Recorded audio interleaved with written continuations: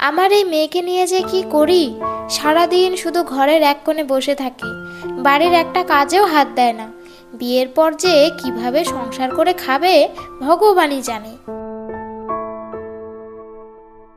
কি রে, সকাল 9টা বাজে, এখনো তো ঘর থেকে বের হলি না? এভাবে আর কতদিন চলবে রে? ওফ মা, আমি এত সকাল সকাল বাইরে গিয়ে কি করব? আমার হাতে হাতে তো একটু কাজ করে দিতে পারিস নাকি?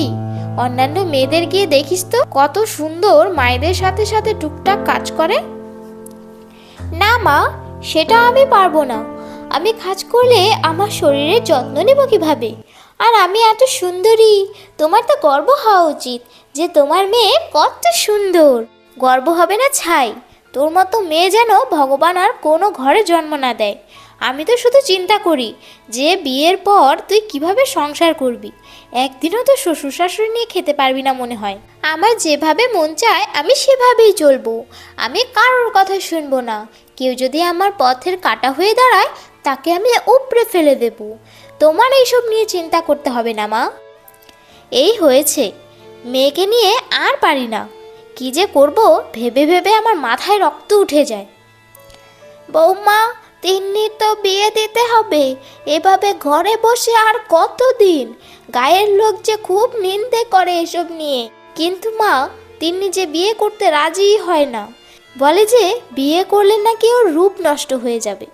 বিয়ের বয়সও তো হয়ে গেছে, এটা তো আর শহর না, এটা গ্রাম। 5 জন তো 5 কথা বলবেই। আমি আজকে ওকে বোঝাবো, দেখি যদি আমার কথা কিছু শোনে।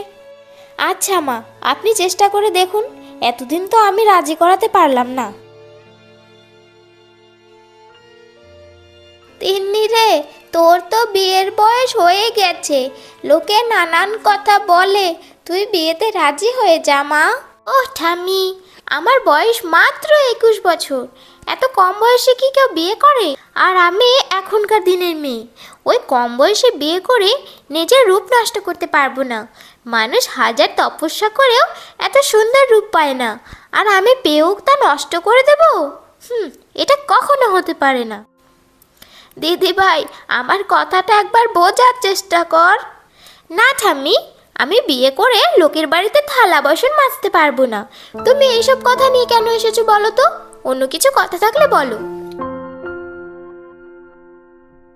বৌমা, পারলাম না তোমার মেয়েকে বোঝাতে, উল্টো আমাকে নানান কথা শুনিয়ে দিল। আমি বলেছিলাম না পারবেন না? যে জেদি হয়েছে, ভগবানই জানে ওর কপালে কি লেখা আছে। কিছুদিন পর, শুনেছি আপনার মেয়ে নাকি খুব সুন্দর। তা আপনার মেয়েকে যদি একটু দেখাতেন খুব খুশি হতাম। আমার বাড়ি কলকাতায়, ছেলের বড় বিজনেস আছে, আর আমার একটাই ছেলে। কিন্তু আগে থেকে জানিয়ে আসলে একটু ভালো হতো না? না না, আগে থেকে জানালে আপনারা আবার খরচাপাতি করতেন, তাই না জানিয়েই চলে আসলাম। কেন, আপনাদের কি কোনো সমস্যা হচ্ছে? হলে বলতে পারেন। আসলে অনেক দিন ধরেই শুনছিলাম যে আপনার মেয়ে নাকি এই গ্রামের মধ্যে সব থেকে সুন্দর, তাই আর কি দেখতে চলে আসলাম। আচ্ছা আচ্ছা, বসুন, আমি মেয়েকে নিয়ে আসছি, আপনি চা খান। এই তিন্নি, তোকে দেখতে এসেছি, তাড়াতাড়ি চল। কি বললে? দেখতে এসেছে? আমাকে আগে জানাওনি কেন? বুঝেছি, তোমরা আমাকে জোর করে বিয়ে দিতে চাইছো, তাই তো? আমি কিন্তু বিয়ে করব না, আমি কারোর সামনে যাবও না। আমাকে না বলে কেন লোক নিয়ে এসেছো? আরে চুপ কর, শুনতে পাবে তো। আগে শোন তো, ছেলের বাড়ি কলকাতা, বড় ব্যবসা আছে, আর 2টো না 4টা না একটাই ছেলে। সমস্যা কোথায়? কি বললে? কলকাতা থেকে এসেছে? দেখেছো আমার রূপের কত জাদু? শুধু এই গ্রামে নয়, পুরো শহর জুড়ে ছড়িয়ে গেছে যে নগরতলি গ্রামের এক সুন্দরী আছে। হয়েছে হয়েছে, এবার থাম, আর আমার সাথে চল তো, তাড়াতাড়ি চল। বাহ, আপনার মেয়ে তো খুব সুন্দর। তা কাজকর্ম টুকটাক করতে পারো তো? না, আসলে হ্যাঁ হ্যাঁ, কাজ তো করতে পারি, সবই করতে পারি। বাহ, তাহলে তো খুব ভালো হয়েছে। বলছিলাম যে আজ তাহলে আমি আসি। আপনাদের কোনো আপত্তি না থাকলে আমি আগামী মাসে আপনার মেয়েকে আমার বাড়ির বৌমা করে নিতে চাই। না না, কোনো আপত্তি নেই, কিন্তু ছেলে মেয়ে একবার দেখা করা উচিত না? কারণ আজকালকার ছেলে মেয়ে তো, ওদেরও তো পছন্দ অপছন্দের একটা ব্যাপার আছে, তাই না? আপনার মেয়ে এত সুন্দরী, আমার ছেলের খুব পছন্দ হবে। আচ্ছা, কাল সকালের দিকে আমি আমার ছেলেকে এখানে পাঠিয়ে দেব। আজ তাহলে আমি আসি, ভালো থাকবেন। আচ্ছা আচ্ছা। মা, তুমি আমার জন্য এত ভালো একটা সম্পর্ক নিয়ে এসেছো, আমি আজকে খুব খুশি মা। আগামী মাসে তোর বিয়ে ঠিক করেছি। মেয়ে অনেক সুন্দর, তবে মেয়ে বাড়িতে কোনো রকমই কাজ করে না, বুঝলি? মেয়ের মা আমাকে সব বলেছে, আমি যেভাবে বলবো সেভাবে চলবি।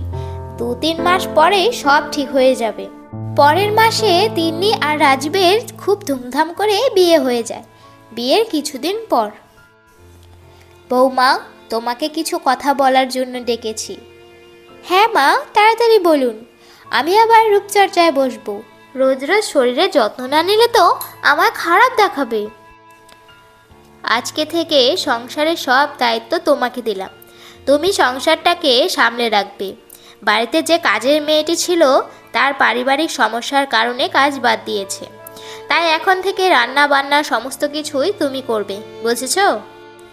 কিন্তু মা, আমি তো রান্না বান্না কিছুই করতে পারি না, এত কাজ কিভাবে করব? বিয়ের আগে যখন বলেছিলাম রান্না করতে পারো কি না, তখন তো হ্যাঁ বলে দিয়েছিলে। এখন আবার বলছো রান্না করতে পারো না, এটা কেমন? তখন তিন্নি কোনো উত্তর দেয়নি। এমনিতেও আমি বাড়ির কোনো কাজ করতে পারবো না, কাজ করলে আমার চেহারা নষ্ট হয়ে যাবে। সুন্দর দেখে বউ এনেছেন, আর একটা কাজের লোক রাখতে পারছেন না? একদম চুপ করো, মুখে মুখে তর্ক করবে না। যেমনটা বলছি ঠিক তেমনটাই করবে, বুঝলে? এখন যাও, কাজ করো গিয়ে। সেদিন রাতে, জানো, তোমার মা কাজের লোকটাকে বের করে দিয়েছে আমাকে দিয়ে সব কাজ করাবে বলে। আমি কিন্তু একটা কাজও করতে পারবো না, বলে দিলাম। দেখো, কাজ করলে কখনো রূপ নষ্ট হয়ে যায় না। কাজ করলে শরীর ও মন দুটোই ভালো থাকে। আর আমাদের বাড়িতে তো তেমন কোনো কাজই নেই, শুধু রান্নাবান্না আর ঘর গোছানো, এতটুকুই। কি করতে পারবে না? তোমার সাজগোজের যা যা জিনিস লাগবে আমি সব এনে দিব, তুমি ওসব নিয়ে একদমই চিন্তা করো না। আমি কি তোমাকে বোঝাতে পারলাম? তুমি তো ঠিকই বলেছ, আমি এতদিন বুঝিনি। মা আমাকে কত বলেছে যে আয় তিন্নি, আমার হাতে হাতে অল্প কাজ করে দে। একটা কাজেও হাত দিইনি, মা সব একা একা করেছে। আর এখন বুঝতে পারছি সংসারে মা কাজ করেছে, আমি যদি একটু হাতে হাতে কাজ করে দিতাম, মার একটু ভালো লাগতো। কি যে ভুল করলাম। যাই হোক, যখন বাপের বাড়ি যাব, এখন থেকে গিয়ে মায়ের হাতে হাতে টুকটাক কাজ করে দেব, কি বলো?